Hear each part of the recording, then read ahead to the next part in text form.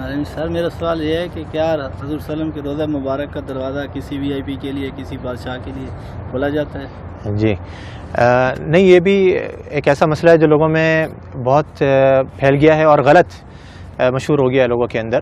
لوگ یہ سمجھتے ہیں کہ فلاں بادشاہ وغیرہ آتے ہیں اور وہ نبی صلی اللہ علیہ وسلم کی قبر کی زیارت کے لیے جاتے ہیں۔ آپ کو عمومی طور پہ میں خلاصہ بتاؤں کہ یہاں کے بادشاہ بھی نبی صلی اللہ علیہ وسلم کی قبر کی زیارت نہیں کر سکتے ہیں، قبر کی یعنی کہ قبر تک نہیں جا سکتے ہیں۔ صحیح، ہم بھی جو جاتے ہیں، آپ نے دیکھا ہوگا ہم کہاں تک جا سکتے ہیں؟ جو جالی لگی ہوئی ہے، جالی یہ کس نے لگائی ہے؟ جالی یہ سعودی حکومت نے لگائی ہے، یعنی کہ پرانے زمانے میں جالی نہیں لگی ہوتی تھی۔ اس کے پیچھے، جالی کے پیچھے کیا ہے؟ بہت سے لوگ یہ سمجھتے ہیں، وہ جھانک کر کے دیکھ رہا ہوتا ہے کہ ہمیں قبر نظر آ جائے کسی طریقے سے۔ قبر ناممکن ہے کہ نظر آ جائے، کیونکہ جالی کے پیچھے 3 دیواریں ہیں۔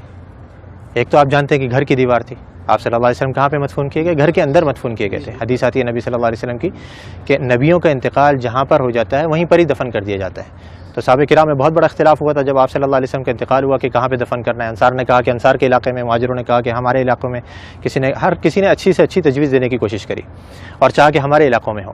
قریب تھا کہ تلواریں نکل جائیں۔ حضرت ابو بکر رضی اللہ عنہ آئے اور آ کر کے حدیث سنائی کہ میں نے نبی صلی اللہ علیہ وسلم سے سنا ہے کہ نبی کا انتقال جہاں ہو جائے وہیں دفن کر دینا چاہیے۔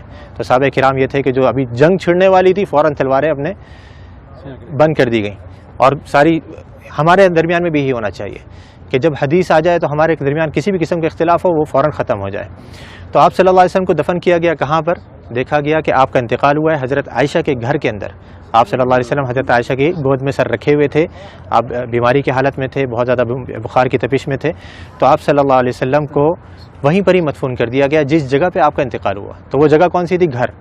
اب گھر کی ظاہری بات ہے 4 دیواری تھی، 4 دیواری کے باہر کچھ عرصے کے بعد پرانے زمانے میں ہی ایک اور دیوار بنائی گئی جس کے 6 کونے تھے، 6 کونے، یعنی کہ عام طور پہ 4 کونے ہوتے ہیں نا گھر کے دیوار کے، اس کے 6 کونے بنائے گئے تھے۔ یہ 6 کونے کیوں بنائے گئے تھے؟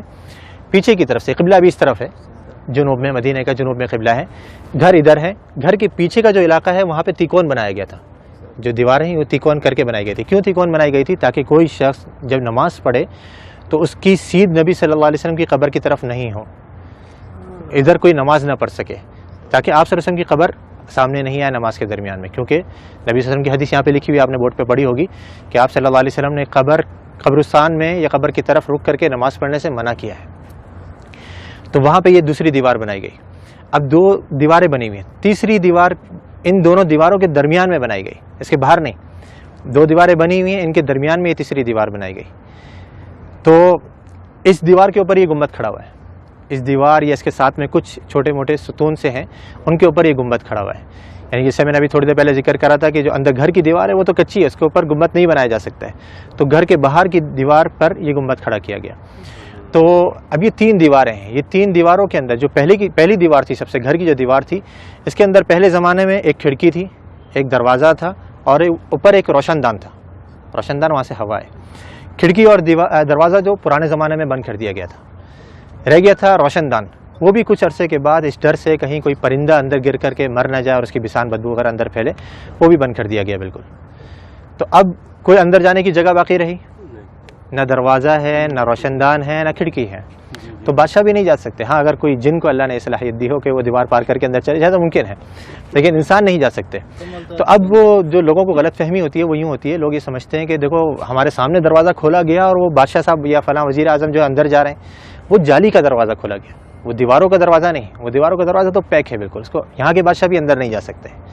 تو وہ جالی جو ابھی سعودی حکومت نے لگائی ہے وہ اس لیے لگائی ہے کہ پہلے زمانے میں لوگوں نے گھر کی دیوار سے برکت لینی شروع کر دی تھی، اس کو چوما چاٹی یا اسے مسا کرنا، اس کو چھونا، تو یہ غلط کام ہے۔ جیسے میں نے ابھی ذکر کرا کہ نبی صلی اللہ علیہ وسلم نے آثار کے تتبع سے منع کیا ہے، نبی صلی اللہ علیہ وسلم کے بتائی ہوئی شریعت کے مطابق ہم نے عمل کرنا ہے۔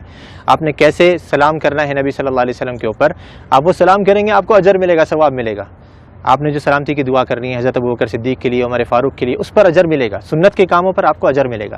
لیکن دیواروں کی چوما چاٹی کرنا، یا جیسے بہت سے لوگوں کو دیکھا جاتا ہے مسجد نبوی کے در و دیوار کو ابھی بھی وہ اپنے رومال اتار کر کے اس پہ پھیر رہے ہوتے ہیں کہ اس کے اندر برکت منتقل ہو جائے، یا کوئی احرام کا کپڑا لایا ہوا ہوتا ہے یا کوئی ٹوپی اتار کر کے اس پہ پھیر رہا ہوتا ہے، یہ سب غلط کام ہے۔ تو یہ پرانے زمانے میں جب شروع ہوئے تو اس زمانے کے جو علماء کرام تھے، لوگ کہتے ہیں نا یہ وہابی، تم تو اس زمانے کی پیداوار ہو، ہمیں بیچارے ہم وہابی کہتے ہیں، ہم تو اپنے آپ کو وہابی نہیں کہتے۔ تو یہ جو وہابیوں کے عقیدے ہیں نا، جو ان کی نظر میں وہ پرانے زمانے سے چلے آ رہے ہیں، تو اس زمانے کے اندر یہ دوسری دیوار بنائی گئی، گھر کے باہر ایک اور دیوار بنائی گئی تاکہ لوگ گھر کی دیوار تک نہیں پہنچ سکیں۔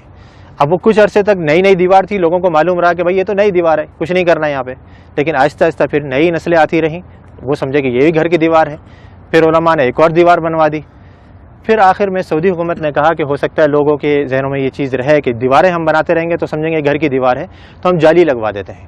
انہوں نے جالی لگوائی، لیکن لوگوں نے پھر بھی نہیں چھوڑا، وہ جالی کو بھی چوما چاٹی کے لیے پھر آخرکار مجبوراً سعودی حکومت کو وہاں پہ پولیس والوں کو کھڑا کرنا پڑا یا حیا والوں کو کھڑا کرنا پڑا تاکہ وہ لوگوں کو سمجھائیں اور آرام سے بتائیں کہ بھئی یہ چیز غلط ہے، مسح جو ہے وہ آپ نے حجر اسود کا کرنا ہے، اس کو چومنا ہے، اس کو آپ نے مسح کر سکتے ہیں، یا اس سے پہلے والا جو رکن یمانی ہے اس کو آپ چھو سکتے ہیں، ہاتھ لگا سکتے ہیں۔ یہ گھر کی دیواروں کو یا نبی صلی اللہ علیہ وسلم کے روضے کو ہم نے ہاتھ نہیں لگانا ہے، بلکہ یہاں پر آ کر کے ہم نے آپ کے لیے ادب سے سلام پیش کرنا ہے، سلامتی کی دعا کرنی ہے، تو وہاں پہ کوئی نہیں جا سکتا۔ یہ حصہ عائشہ رضی اللہ تعالیٰ عنہ کا گھر ہے جو نبی صلی اللہ علیہ وسلم کے دور میں تھا، اور رائٹ سائڈ میں مسجد کا ایریا ہے۔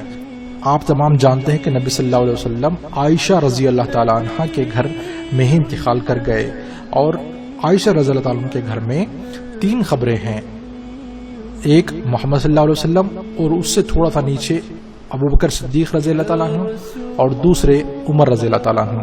یہ 3 قبریں ہیں۔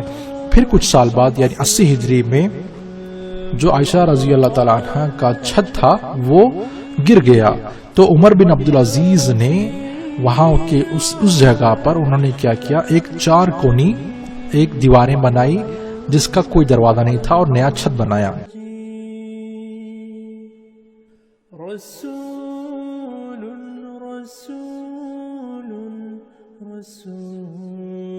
پھر ان کو ایک بات کھٹک گئی کہ کہیں لوگ آگے جا کر یہ نہ سمجھیں کہ یہ کعبے کی طرح ہی ہے، کیوں نہ اس کی طواف کریں، تو یہ ان کو ڈر ستا رہا تھا۔ تو انہوں نے کیا کیا، ایک اور دیوار بنائی اور سامنے سے اس کا حصہ تھوڑا سا نوکیلا انہوں نے بنایا، جیسا کہ آپ دیکھ سکتے ہیں ویڈیو میں۔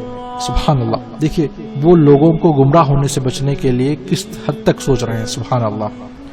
پھر اس کے 600 سال بعد ایک دوسرے خلیفہ نے اندر کے حصے پر ایک سفید رنگ کا گنبد بنایا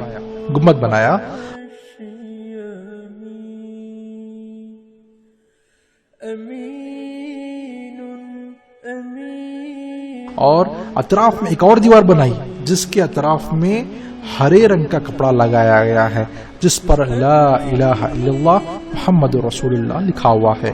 اور اس گنبد کے بارے میں یا ابھی جو اس وقت گنبد ہے اس کے بارے میں ہمارا ایک اور ویڈیو ہے، اس پر آپ اس میں تفصیلی ڈیٹیلز دیکھ سکتے ہیں، ٹھیک ہے۔ پھر اس کے بعد ایک اور دیوار بنائی گئی، گنبد بنایا گیا، گنبد کے بعد ایک اور سپورٹنگ دیوار بنائی گئی، اس کے بعد جالی لگائی گئی، جو جالی آج ہم دیکھتے ہیں۔ جب کبھی ہم مدینے جاتے ہیں تو وہاں پر ہم جالی کے باہر سے نبی صلی اللہ علیہ وسلم اور 2 صحابہ کو سلام کرتے ہیں، تو وہ ہم جالی کے باہر سے کرتے ہیں۔ یہ جالی بھی اسی وقت بنائی گئی تھی جب گنبد وائٹ سفید گنبد اور سراؤنڈنگ ہرا پردہ اور یہ جالی بنائی گئی تھی۔